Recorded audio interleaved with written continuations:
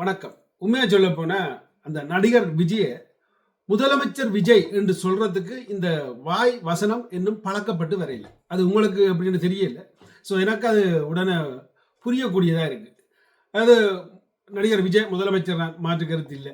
அப்படி கொஞ்ச நடிகர் விஜய்க்கு, அதாவது முதலமைச்சர் விஜய்க்கு, ஸோ எங்கண்ட அர்ஜுனா, இலங்கை பாராளுமன்ற உறுப்பினர் அர்ஜுனா, அதாவது வாழ்த்துக்களை தெரிவிச்சிருக்கிறார். எங்க தெரிவிச்சிருக்கார் என்றால், கொழும்பு, அதாவது பாராளுமன்றத்தில் தெரிவிச்சிருக்கார். இலங்கை பாராளுமன்றத்தில் தெரிவிச்சிருக்கார். இதுக்கு முதல் ஓகே, அது நல்ல ஒரு விடயத்தை செய்திருக்காங்க. நான் ஒரு நாளும் குறை சொல்ல போறது இல்லை.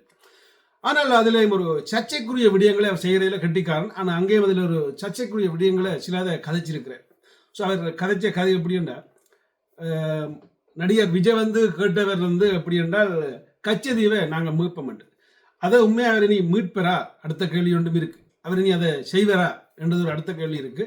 அடுத்தது அதை இவர் டாக்டர் அர்ச்சுனா என்ன சொல்லிக்கிறார் பாராளுமன்றத்தில், அதாவது இலங்கை பாராளுமன்றத்தில் சொல்லிக்கிறார். நாட்டை பிரிக்கிற டைப்பிலே கழிச்சிருக்கான்னு சொல்லலாம். இதாவது நான் இப்போ என்னத்தை சொல்ல வரது, வடிவாளிங்க உள்ள கடைசி வரையும் வீடியோ பார்த்தீங்கன்னா விளாங்கு. அதாவது ஏன் கச்சதீவை மட்டும் கொடுக்குறீங்க, யாழ்ப்பாணத்தையும் சேர்த்து கொடுங்கள், தமிழ்நாட்டு மக்கள் எங்களை வச்சு காப்பாற்றுவார்.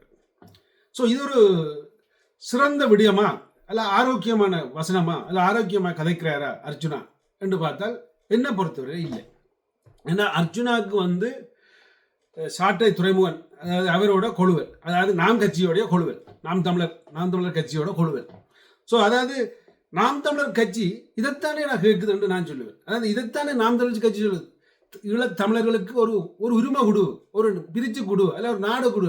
ஆனால் இவர் எங்களுக்கு நாடு வேண்டாம், யாழ்ப்பாணத்தையும் சேர்த்து இந்தியாவுக்கு கொடுங்க. அதாவது தமிழ்நாட்டு தமிழருக்கு உண்மை சொல்ல போனால் இந்தியா தான் நாடு, அவர்களுக்கு தனி தமிழற்ற நாடுன்னு அங்கே இல்லை, ஒரு மாநிலம் இருக்கு.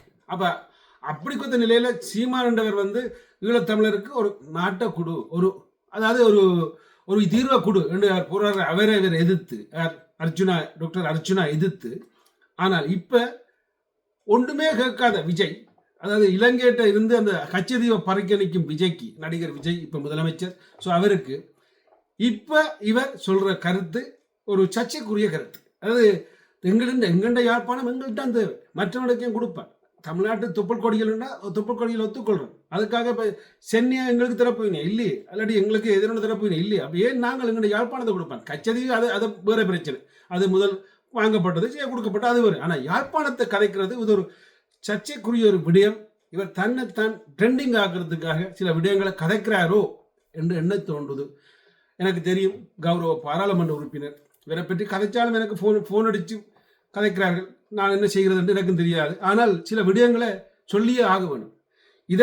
இதை கதைக்கிறவர் இது ஏன் அவர் அப்படின்னா நாம் தமிழர் கட்சிக்கு ஆதரவு கொடுக்கிறார் இல்லை என்ன என்று அடுத்த கேள்வி. ஏன்னா நாம் தமிழர் கட்சி முற்று முழுசாக இதை விரும்புது.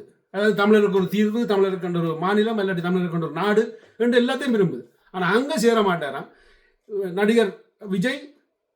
அப்படி ஒன்றும் சொல்லவும் இல்லை, அப்படி ஒன்றும் தமிழரை கொண்டும் வேண்டாம், தமிழற்ற இனப்படுகொலையோட கையெழுத்து வைக்காத ஒரு மனிதன், அவருக்கு இவர் சப்போர்ட்டா நிற்கிறதா எனக்கு ஒரு கேள்விக்குறி, எனக்கு ஒரு சந்தேகத்தை தோன்றுது. இவர் யார், இவர் என்ன செய்கிறார், இவர் ஏன் இப்படி செய்கிறார் என்றதை பற்றி தான் நீங்களும் கருத்தில் எழுதுங்க. என்னத்துக்காக இவர் இப்படி கதைக்கிறார், இது நல்ல விடயமா, ஆரோக்கியமான விடயமா, அல்லாட்டி இவர் தன்னைத்தானே ட்ரெண்டிங் ஆக்குறதுக்காக எதையும் செய்கிறாரா என்றது சொல்லிக்கொண்டு உங்களது விடவர்கள் நிச்சயமாக டாக்டர்ல இருந்து எல்லாரும் அதை மன்னிச்சு கொள்ளணும். நன்றி, வணக்கம். நாட்டை பிரிக்கிற எண்ணம் எனக்கு இல்லை, நாட்டில் நடக்கிற எண்ணத்தை திருத்துற எண்ணம் தான் எனக்கு உண்டு. நன்றி.